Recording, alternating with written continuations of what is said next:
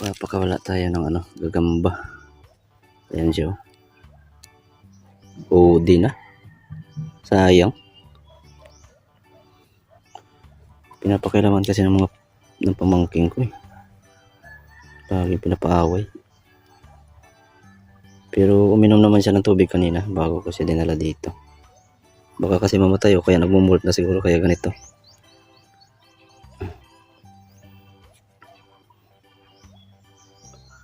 Baka wala na lang natin.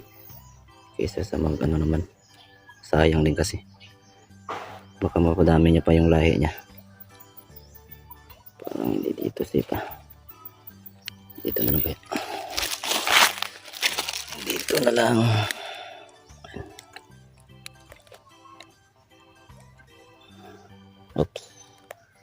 Oops. Lakad.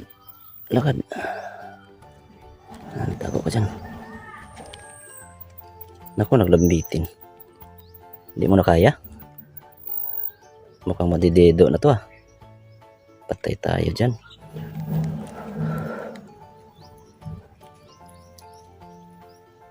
Hindi naman nagagalaw.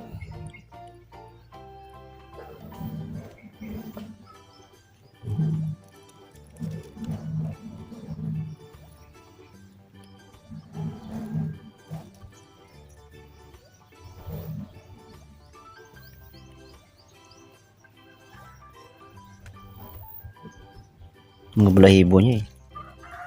Halos nagkaano na.